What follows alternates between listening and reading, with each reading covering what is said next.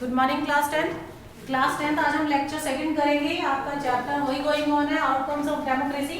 तो हमने डेमोक्रेसी के आउटकम्स पढ़े थे।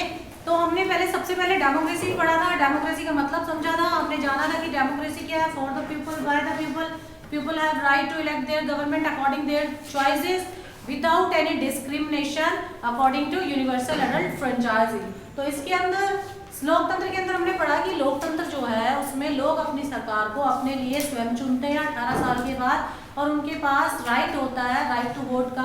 18 साल के बाद वो अपनी गवर्नमेंट को चुन लेते हैं। ठीक है, तो लोकतंत्र क्या है, लोगों के लिए, लोगों के द्वारा चुनी गई सरकार है। फिर हमने पढ़ा सुप्रीम पावर लोगों के हाथ में होती है, लोग अपनी गवर्नमेंट को इलेक्ट कर लेते हैं। अगर वो ठीक तरीके से सरकार काम नहीं करती है, लोगों के वेलफेयर नहीं करती है, तो लोग उस सरकार को चेंज भी कर देते हैं। हमने ये भी जाना कि एक लोकतंत्र डेमोक्रेसी गवर्नमेंट जो है वो क्या है, एक अकाउंटेबल गवर्नमेंट है, रिस्पॉन्सिव गवर्नमेंट है, लेजिस्लेटिव गवर्नमेंट है। तो सच में ही डेमोक्रेसी जो है बहुत अच्छी सरकार है, जो लोगों का वेलफेयर का ध्यान रखती है, सारी रिस्पॉन्सिबिलिटीज उसके ऊपर होती है और समय समय पे चेंज होती रहती है। पूरा जो सुप्रीम पावर होती है लोगों के हाथ में होती है, और अगर सरकार सही तरीके से काम नहीं करती है तो लोग जो है उस सरकार को चेंज कर देते हैं। तो स्टूडेंट्स, यहाँ जो आज मैं टॉपिक ले रही हूँ, आज जो आपका वीडियो स्टार्ट हो रहा है वो इकोनॉमिक ग्रोथ से है, इकोनॉमिक ग्रोथ एंड डेवलपमेंट। हमने पढ़ा कि डेमोक्रेसी में सभी लोग इक्वल होते हैं, है ना। यहाँ पे संवैधानिक तरीके से हमें राइट टू इक्वेलिटी का अधिकार है, समानता का अधिकार है, जहाँ पे बिना किसी भेदभाव के, ना लड़का ना लड़की का, ना अमीर ना गरीब, किसी भी तरीके का कोई भी भेदभाव नहीं होता है, जिसमें सभी लोगों को समानता का अधिकार दिया गया है। सभी लोग अपना समानता का अधिकार पाकर अपना जो है जीवन अच्छे से गुजारते हैं। इसमें अपने जो भी उनकी गवर्नमेंट जो भी उन्हें पसंद होती है उसको वोट डालते हैं। पर यहाँ पर अगर हम डेमोक्रेसी की बात करते हैं, इकोनॉमिक ग्रोथ की बात करते हैं, पर हम लोकतंत्र के अंदर ये देखते हैं कि लोकतंत्र में जो इकोनॉमिक ग्रोथ है वो इनइक्वालिटीज पे, इकोनॉमिक इनइक्वालिटीज है। इकोनॉमिक इनइक्वालिटीज का मतलब है कि यहाँ पे जितने भी लोग होते हैं उनको एक जैसी, एक अमीर और गरीब का भेदभाव हमें देखने को मिलता है लोकतंत्र के अंदर। लोकतंत्र में ऐसा नहीं है कि सभी लोग जो है अमीरी हो या सभी गरीबी है, यानी मेरे कहने का मतलब ये, लोकतंत्र में अमीर और गरीब का जो भेदभाव हमें देखने को मिलता है, ये हमें बताता है कि लोकतंत्र के अंदर इकोनॉमिक इनइक्वालिटीज पाई जाती है। और जो पुअरर सेक्शन की अगर हम बात करते हैं तो यहाँ पर इन लोगों को इतने ज़्यादा अपॉर्चुनिटीज नहीं मिल पाती है जिससे कि वो अपना डेवलपमेंट कर सके। तो स्टूडेंट्स, इस टॉपिक के अंदर हम यही बात करें इकोनॉमिक ग्रोथ के अंदर कि यहाँ पर लोकतंत्र के अंदर जो है इकोनॉमिक इनइक्वालिटीज देखने को मिलती है, और लोकतंत्र जो है इतना सक्सेसफुल नहीं हो पाया है कि देश में से लोकतांत्रिक सरकार जो है या लोकतांत्रिक देश में गरीबी को दूर कर सके। तो हमारे लोकतंत्र के अंदर सभी लोगों को समानता का अधिकार है, सभी लोग जो है इक्वालिटी, राइट टू इक्वालिटी इनके पास है, और हर चीज में उनको समानता का अधिकार है। सिर्फ और सिर्फ एक इकोनॉमिक अगर ग्रोथ को हम देखते हैं तो यहाँ पर हमें थोड़ा सा भेदभाव देखने को मिल जाता है। वो भेदभाव जो होता है वो अमीर और गरीब का जो भेदभाव है, यानी इकोनॉमिक ग्रोथ जो है हम देखते हैं कि एक आदमी, उसके पास बहुत सारे पैसे हैं, वो करोड़पति है, और एक आदमी ऐसा है जिसके पास बहुत सारे पैसे ही नहीं है और वो जो है अपनी बेसिक नीड्स को भी पूरा नहीं कर पा रहा है। यहाँ पर हम इकोनॉमिक इनइक्वालिटीज को देखते हैं, जिससे हमें ये पता चलता है कि लोकतंत्र के अंदर लोकतंत्र आज इतना सक्सेसफुल नहीं हो पाया, इतना मतलब इकोनॉमिक ग्रोथ की अगर हम बात करते हैं तो इकोनॉमिक ग्रोथ के अंदर लोकतंत्र इतना सक्सेसफुल नहीं हो पाया है कि वो पॉवर्टी को दूर कर सके, या फिर इकोनॉमिक ग्रोथ को जो है उसके अंदर जो इकोनॉमिक इनइक्वालिटीज है उनको दूर कर सके। तो यानी लोकतंत्र के अंदर भी हमें इकोनॉमिक इनइक्वालिटीज देखने को मिलती है, पॉवर्टी देखने को मिलती है स्टूडेंट्स।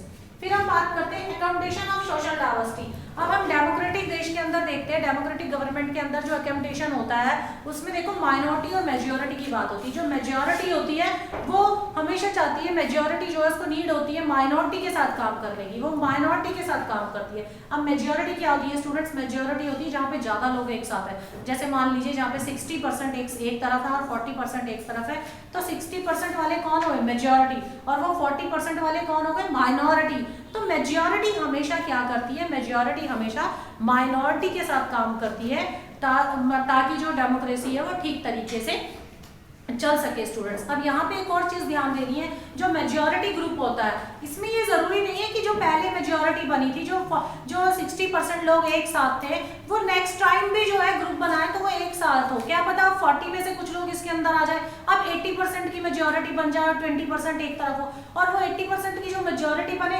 क्या पता उसमें कुछ लोग माइनॉरिटी वाले भी घुसे हो और कुछ जो मेजॉरिटी वाले वो माइनॉरिटी ग्रुप की तरफ चले गए हो। तो लोगों का अपना ओपिनियन हर बार चेंज होता है, लोगों का अपना ओपिनियन होता है, कई बार वो स्टेबल रहता है, कई बार अनस्टेबल रहता है, और किसी भी ग्रुप में कोई भी मेजॉरिटी में भी शामिल हो सकते हैं, माइनॉरिटी में भी शामिल हो सकते हैं, या किसी भी तरीके की रोक टोक नहीं है। अकोमोडेशन के अंदर हमें यही बताया गया है कि लोग जो है इसमें मेजॉरिटी और माइनॉरिटी ग्रुप जो है मिलकर काम करते हैं। फिर लास्ट पॉइंट में हम बात करें dignity and freedom of the citizen. तो डिग्निटी जो होती है इंसान की रूह, इंसान की जो इज्जत है, उसकी जो सोसाइटी के अंदर जो उसकी डिग्निटी है, उसको किसी भी तरीके से कोई दूसरा जो है हार्म ना करे, किसी भी तरीके से उसे चोट ना पहुंचाए। प्लस फ्रीडम ऑफ सिटीजन, हर एक व्यक्ति के पास जो लोकतंत्र के अंदर रह रहा है उसकी अपनी एक फ्रीडम है, सभी लोगों को फ्रीडम मिली है, उसको एक आज़ादी मिली है ताकि वो आज़ादी से सोसाइटी के अंदर देश में रह सके, अपनी पसंद का कारोबार ऑक्यूपेशन कर सके, अपनी मर्जी से कहीं भी घर ले सके, अपनी मर्जी से देश किसी भी कोने में घूम सके, तो उसे पूरी तरीके से फ्रीडम ऑफ सिटीजन उसको मिली हुई है। बस हमें थोड़ा सा ये ध्यान रखना है कि हमारी फ्रीडम जो है इतनी ना फैल जाए या इतनी ज़्यादा ना हो जिससे हम दूसरे की फ्रीडम को नष्ट कर रहे हो। और हम मतलब हमारी फ्रीडम इतनी होनी चाहिए जिससे हम अपने आप को फ्रीडम आज़ादी से जी सके और हमारी वजह से किसी दूसरे को प्रॉब्लम ना हो। तो फ्रीडम कहीं ना कहीं हमें लिमिट्स भी बताती है कि हमारी जो फ्रीडम हो वो लिमिट्स में हो, और हम जो है इतने ज़्यादा फ्रीडम में मत वो हो जाए कि हम दूसरे को नुकसान पहुंचाए, क्योंकि फिर वो जो है लीगल के अंदर नहीं आ जाता। जैसे फॉर एग्जांपल अगर किसी की आपस में लड़ाई होगी, हमारी आज़ादी, हमें आज़ादी मिली हुई है कि हम देश के किसी भी कोने में घूम लें, हम कोई भी काम कर सके, पर व्यक्ति अगर दूसरा जो है आपसे लड़ रहा है, आपको वो काम नहीं करने दे रहा है और आप जाके उसके साथ लड़ाई झगड़ा कर रहे हैं, आप उसको मार रहे हैं, पीट रहे हैं, तो ये सब चीज़ें जो है फ्रीडम के अंदर नहीं आती। फ्रीडम का मतलब है आप अपनी लाइफ को एंजॉय करें पर किसी दूसरे को किसी भी तरीके का नुकसान ना पहुंचाए, ताकि दूसरा व्यक्ति भी अपनी लाइफ को फ्रीडमली जी सके। तो स्टूडेंट्स ये आपका चैप्टर था जिसमें हमने डेमोक्रेसी के बारे में पढ़ा, आउटकम्स ऑफ डेमोक्रेसी पढ़ा। इन शॉर्ट हमने ये पढ़ा डेमोक्रेसी के अंदर कि डेमोक्रेसी के अंदर सभी लोगों के पास राइट टू इक्वालिटी है। सुप्रीम पावर डेमोक्रेसी के अंदर लोग हैं जो अपनी सरकार को बनाते हैं और सरकार ढंग से काम ना करे तो उसे बिगाड़ भी सकते हैं। फिर हमने इकोनॉमिक ग्रोथ के अंदर इनइक्वालिटीज देखी कि लोकतंत्र के अंदर आज भी इनइक्वालिटीज है। सिर्फ कहाँ पर कि सिर्फ इकोनॉमिक ग्रोथ की अगर हम बात करते हैं तो वहाँ पर आज भी लोकतंत्र जो है इकोनॉमिक इनइक्वालिटीज को दूर नहीं कर पाया, पावर्टी हमें आज भी देखने को मिलती है। फिर हमने डिग्निटी की बात की कि सभी लोगों की डिग्निटी जो है बनी रहे, कोई किसी को हार्म ना कर सके, और फ्रीडम ऑफ सिटीजन्स की बात की जहाँ पे सभी लोगों को फ्रीडम है और कोई भी अपनी फ्रीडम्स को अपने लिमिट से बाहर ना जाए। सभी लोग ये ध्यान रखें कि जो हमारी फ्रीडम है वो सामने वाले की भी वैसे ही फ्रीडम्स है और हम किसी की भी फ्रीडम को ठेस ना पहुंचाए, सभी अपनी लाइफ को एंजॉय करें और दूसरों को भी करने दें। तो स्टूडेंट्स आई होप आपको ये चैप्टर समझ आया होगा। फिर भी अगर आपकी कोई क्वेरीज है, कोई क्वेश्चंस हैं तो आप मेरे पर्सनल नंबर में पूछ सकते हैं। ओके स्टूडेंट्स, थैंक यू बच्चों।